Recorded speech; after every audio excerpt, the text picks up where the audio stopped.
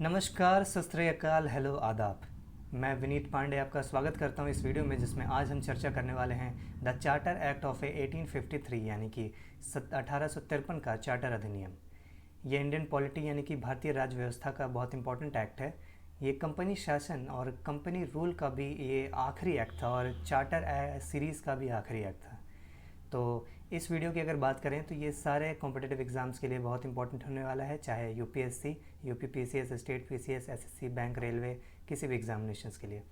इसके अलावा इस बुक के जो फैक्ट्स हैं, जो इसमें प्रोविजंस हैं जो आपको एग्जामिनेशंस के लिए इंपॉर्टेंट हैं, वो एम लक्ष्मीकांत बुक से, एनसीईआरटी से और ऐसे कई सारे सोर्सेज से पिरो कर बनाए गए हैं। तो एग्जामिनेशंस में इससे बाहर क्वेश्चन आने का कोई चांस ही नहीं है। इस वीडियो को मैं मास्टर स्ट्रोक वीडियो कहता हूँ, क्योंकि इस वीडियो में आपको लास्ट में 2 मिनट का रिवीजन मिलता है, जो कि आपको इस पूरे एक्ट को 2 मिनट में आपको रिवाइज़ करा देता है, जैसे कि आप बहुत जल्दी इसे रिकॉल कर लेंगे। साथ ही इसमें जो आपको प्रोविजंस याद कराए जाते हैं और समझाए जाते हैं, वो पृष्ठभूमि यानी कि बैकग्राउंड के आधार पर समझाए जाते हैं, ताकि आप उन्हें रिलेट करके याद कर सकें। साथ ही साथ इमेज की सहायता से आपको समझाए जाते हैं, ताकि आप इमेज के माध्यम से उन्हें अपने दिमाग में फीड कर सकें और ज़्यादा लंबे समय तक याद रख सकें। तो शुरुआत करते हैं इस वीडियो का। द चार्टर एक्ट ऑफ 1853 में सबसे पहला प्रोविज़न जो कि सबसे ज़्यादा इंपॉर्टेंट है वो ये है कि it separated for the first time the legislative and executive functions of the governor general council.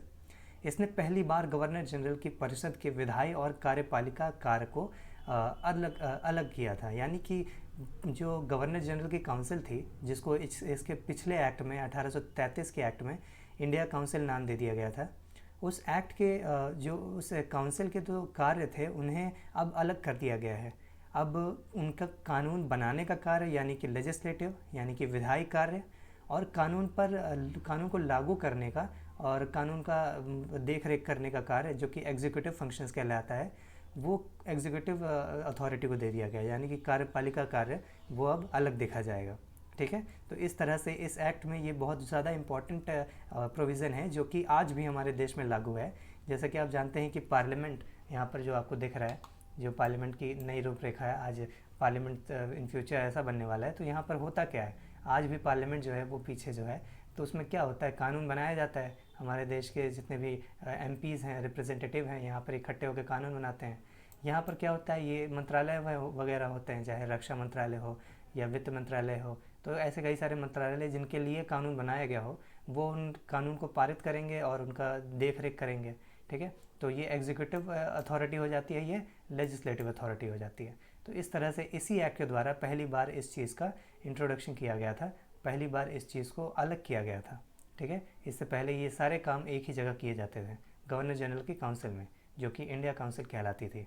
ठीक है, लेकिन इस बार अब इसे अलग अलग कर दिया गया, ताकि अब काम में थोड़ी इफ़िशियंसी आए। कानून बनाने वाले कानून बनाने पर ध्यान दें और कानून को लागू करने वाले उसकी देख रेख करें और ध्यान से पूरी एफिशिएंसी के साथ कानून को लागू। इसके अलावा इस एक्ट में जो लेजिस्लेटिव काउंसिल बनी, जिसको कि नाम दिया गया इंडिया या सेंट्रल लेजिस्लेटिव काउंसिल या भारतीय या केंद्रीय विधान परिषद, उसमें 6 नए सदस्यों को लाया गया, जिन्हें लेजिस्लेटिव काउंसिलर्स कहा जाने लगा।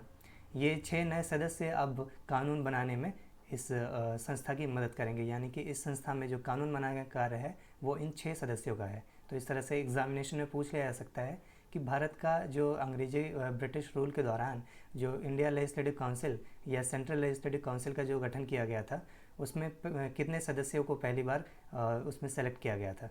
तो ये सारे सदस्य कितने हैं, 6। ठीक है, 6 सदस्यों को यहाँ पर सेलेक्ट किया गया था।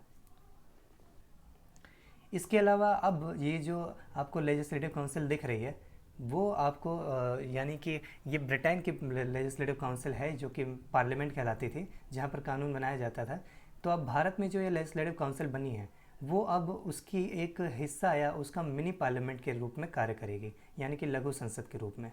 ये इसका रियल नेम नहीं था या असली नाम नहीं था मिनी पार्लियामेंट, लेकिन लोग ऐसा कहा करते थे उस समय कि ये मिनी पार्लियामेंट ही है, जो कि ब्रिटेन में पार्लियामेंट का एक छोटा रूप है। क्योंकि ब्रिटेन की पार्लियामेंट भी कानून बनाती है और यहाँ पर इंडिया में ये भी कानून बनाया करते हैं। इस तरह से भारत में पार्लियामेंट की एक तरह से शुरुआत हो चुकी थी, जैसा कि मैंने आपको पहले बताया।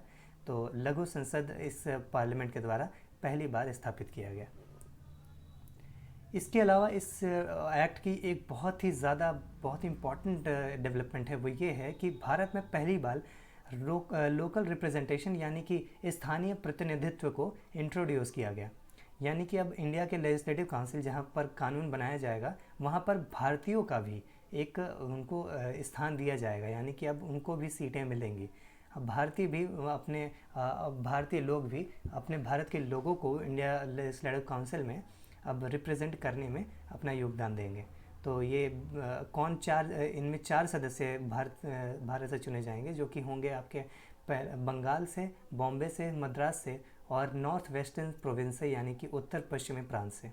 यहाँ से लीडर्स को चुना जाएगा, रिप्रेजेंटेटिव को चुना जाएगा और वो अपने स्थान को रिप्रेजेंटेट करेंगे।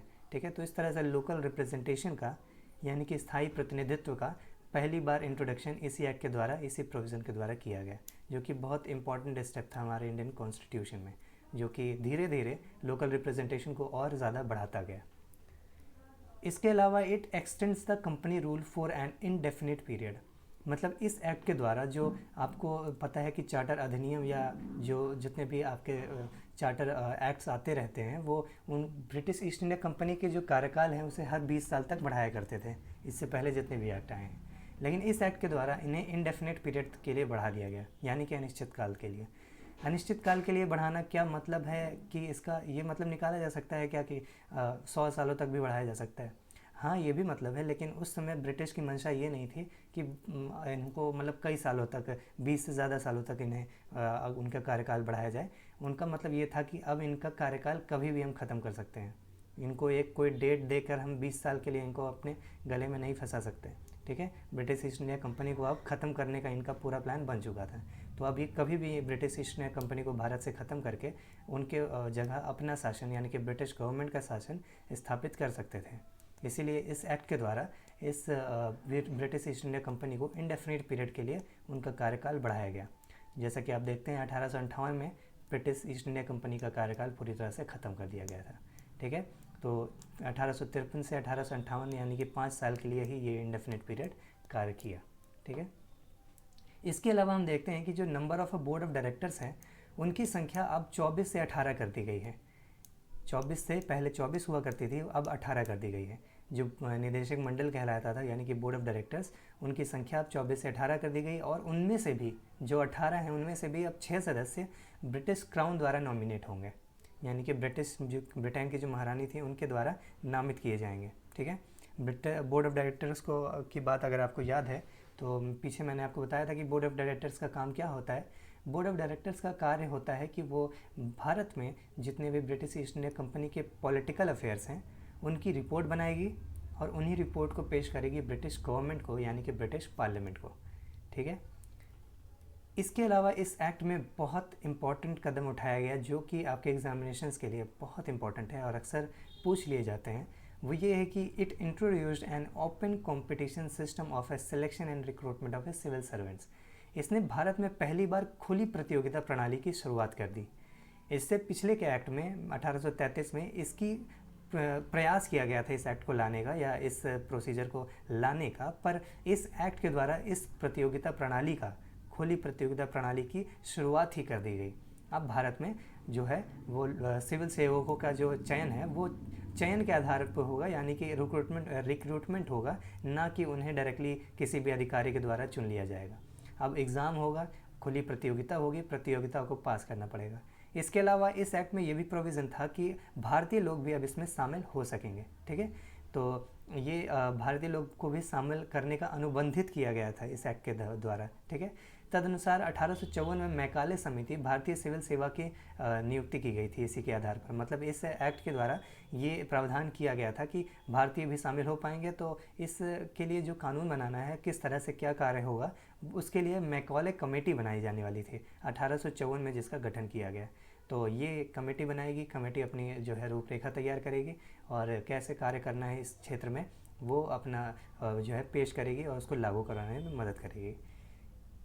इसके अलावा फिर आप देखते हैं कि हम ये एक्ट कंप्लीट कर चुके हैं और इस एक्ट के जो इम्पोर्टेंट प्रोविजंस हैं वो मैंने आपको टेबुलर फॉर्म में इस तरह से दे दिए हैं, आप स्क्रीनशॉट ले सकते हैं। अब हम क्विक रिवीजन कर लेते हैं जो कि इस वीडियो का मास्टरपीस है, तो हम देखते हैं कि लेजिस्लेटिव और एग्जीक्यूटिव फंक्शंस यानी कि विधायी और कार्यपालिका कार्य ये किस एक्ट के द्वारा सबसे पहली बार ख़त्म किए गए थे।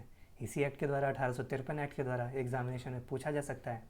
तो 1853 के चार्टर अधिनियम द्वारा लेजिस्लेटिव और एग्जीक्यूटिव फंक्शंस यानी कि विधायी और कार्यपालिका कार्य जो इंडिया काउंसिल के थे उन्हें अलग कर दिया गया था। इसके अलावा 6 new members Indian legislative council या सेंट्रल लेजिस्लेटिव काउंसिल, ये दोनों आपको कब पहली बार सुनने मिले, या इंडियन लेजिस्लेटिव काउंसिल में 6 नए मेंबर शामिल किए गए किस एक्ट के तहत, 1853 के चार्टर अधिनियम के तहत। इसी एक्ट के तहत लेजिस्लेटिव काउंसिल भी बना जिसका नाम इंडिया लेजिस्लेटिव काउंसिल पड़ा या सेंट्रल लेजिस्लेटिव काउंसिल पड़ा, यानी कि भारतीय या केंद्रीय विधान परिषद, और इसमें 6 सदस्यों को नामित किया गया। इसके अलावा मिनी पार्लियामेंट यानी कि मिनी पार्लियामेंट लघु संसद भारत में कब पहली बार देखने को मिला, इसी एक्ट के द्वारा, जिसमें आपको ये जो इंडियन या सेंट्रल लेजिस्लेटिव काउंसिल है यही मिनी पार्लियामेंट या लघु संसद के रूप में कार्य कर रहा था।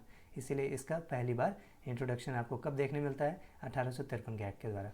लोकल रिप्रेजेंटेशन का सबसे पहली बार कब भारत में लागू किया गया, तो भारत में सबसे पहली बार लोकल रिप्रेजेंटेशन यानी कि स्थानीय प्रतिनिधित्व आपको 1853 के चार्टर अधिनियम में देखने को मिला। इंडेफिनिट पीरियड यानी कि अनिश्चित काल के लिए ब्रिटिश ईस्ट इंडिया कंपनी के शासनकाल को किस एक्ट के द्वारा बढ़ाया गया, 1853 के एक्ट के द्वारा। बोर्ड ऑफ डायरेक्टर्स यानी कि निदेशक मंडल के साथ ऐसा बदलाव कब किया गया, यानी कि उनके सदस्यों की संख्या 18 से 24 से 18 कर दी गई, जिनमें से 6 जो हैं ब्रिटिश क्राउन द्वारा चुने जाएंगे। इसका प्रावधान 1853 के ही एक्ट के द्वारा किया गया था। Recruitment of a civil servants जो है इस प्रणाली का शुरुआत या खुली प्रतियोगिता की प्रणाली का शुरुआत भारत में कब किस एक्ट के द्वारा किया गया था, इसी एक्ट के द्वारा। तो इस तरह से आपका एक्ट कंप्लीट होता है। तो इस एक्ट की और इस वीडियो की हम समाप्ति करते हैं इस खूबसूरत कोट के द्वारा जो थियोडोर रूजवेल्ट ने लिखा था। उनकी विचारधारा है ये, उनके विचार हैं जो कि एक अमेरिका की यूएसए की बहुत मतलब पुराने बहुत ही इम्पोर्टेंट आपको कहा जा सकता है प्रेसिडेंट थे वहाँ पे, जो कि उनका बहुत ही बड़ा रोल था अमेरिका में डेवलपमेंट लाने में। उनकी विचारधाराओं से काफ़ी लोग प्रेरित हुआ करते थे। तो उनका कहना था कि to educate a person in mind and not in morals is to educate a meanings to society, यानी कि किसी व्यक्ति को नैतिकता में नहीं बल्कि दिमाग में शिक्षित करना समाज के लिए एक खतरे को शिक्षित करना है। यानी कि अगर हम सिर्फ दिमाग से ही शिक्षित करने पर जोर देंगे और नैतिकता पर नहीं, यानी कि नैतिक शिक्षा पर अगर जोर ना दें तो हम ये समाज के लिए बहुत खतरे का साबित होगा, समाज के लिए बहुत खतरा बन जाएगा। जैसा कि आप जानते हैं कि हमारी इंडियन सोसाइटी और एजुकेशन सोसाइटी में, एजुकेशन सिस्टम में अब मॉरल साइंस या जो कि मॉरल एजुकेशन है उसको भी इंक्लूड किया गया है और धीरे धीरे उसके स्टेप और ज़्यादा लिए जा रहे हैं ताकि बच्चों को मॉरल एजुकेशन पे ज़्यादा जोर दिया जाए, ताकि वो एजुकेटेड होने के साथ साथ इस तरह से भी एजुकेट हों कि वो अपने आसपास के लोगों पर, सोसाइटी पर कुछ असर डाल पाएँ और उस पर देश में या दुनिया में प्रगति पर और ज़्यादा अपना योगदान दे पाएँ।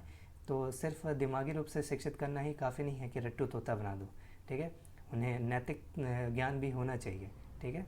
तो इस तरह से इस खूबसूरत कोट के साथ हम इस वीडियो की एंड करते हैं। तो आप इस वीडियो को लाइक करिएगा और आपकी कोई भी राय है तो कमेंट बॉक्स में ज़रूर लिखिएगा और इस वीडियो को शेयर करिए ज़्यादा से ज़्यादा और इस चैनल को सब्सक्राइब ज़रूर करिएगा और बेल आइकन ज़रूर दबाइएगा ताकि आने वाली नोटिफिकेशंस आपको ज़रूर मिल जाएं। और धन्यवाद आपका इस वीडियो को देखने का।